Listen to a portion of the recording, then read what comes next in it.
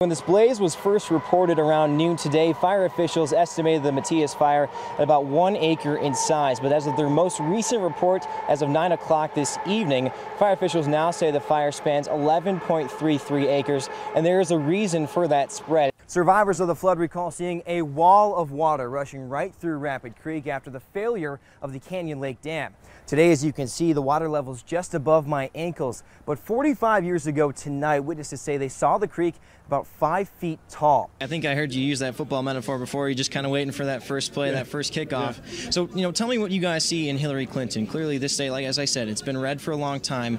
What do you think Clinton brings to the table that Donald Trump probably doesn't, in your opinion? Well, so the 50-plus volunteers here to help with Sergeant Swear's new home each took some sod. Then, row by row, they take it, lay it down, and roll it out to the tune of 17,000 square feet. For many of us, life without a smartphone is hard to imagine, but life started to change 10 years ago today when the very first iPhone went on sale. Several Rapid City police officers are still investigating the crime scene behind me, which we now know was the scene of a fatal shooting. Still very active to the northeast, so much in fact that when we tried to get a little bit closer along Highway 73, Nogales Sioux Tribal Police officer told us that they are closing down that highway. Seems the fire is making steady progress along that way. Well, Shad, I tell you what, I know it's the Sturgis Motorcycle Rally, but hey, we might be on one of the coolest rides here in Sturgis. This is the bus. It's just beautiful. Look at all the lights, the music. It doesn't get any better than this. So officers are encouraging drivers, whether you're from the area or not, to be more cautious on the roads. I mean, certainly no texting while driving, and making sure your mirrors are set up properly so that no motorcycles creep into your blind spots while you're driving. Over the last 2 years, the Deadwood Revitalization Committee has been working to clean up the town. It's completed wayfinding projects like constructing new signs to help people navigate the city and brought back some historical features too, like brick streets and old-fashioned lights.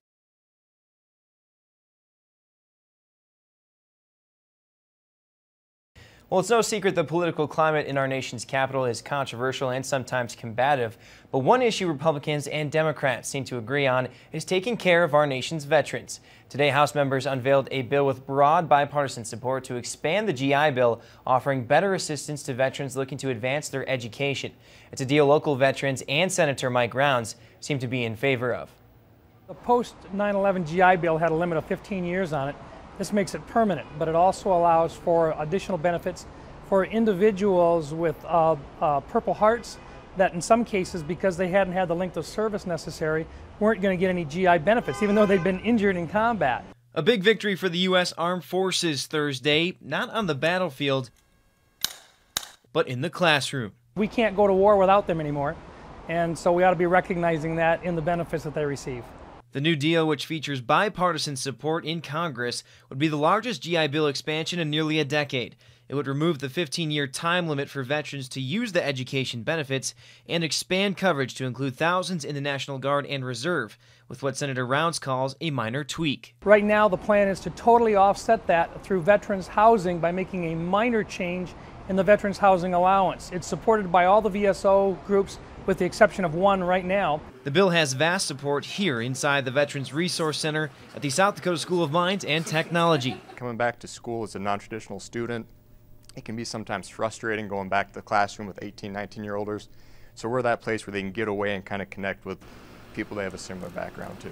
It's tough to complete it in 4 years, so additional payments will really free up some extra time for them to complete their degree. With 130 veterans currently studying at the School of Mines, the center serves as a one-stop shop for veterans in need of help on homework or career advice, because without the GI Bill, some students might not even be there. The GI Bill has allowed me to go back to school.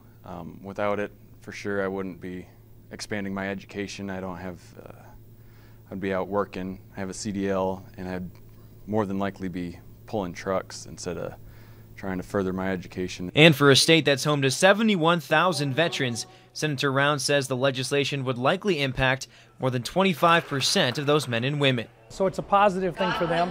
Hopefully they'll be able to utilize those and be able to move back into the private business world a lot easier with a better education.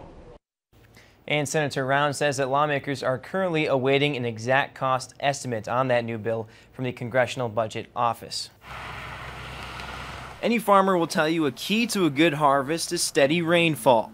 So on the last Saturday of the official market season, Perhaps it's fitting that rain was in the forecast for a market hoping to grow. Basically what we're looking for is just to find our permanent home.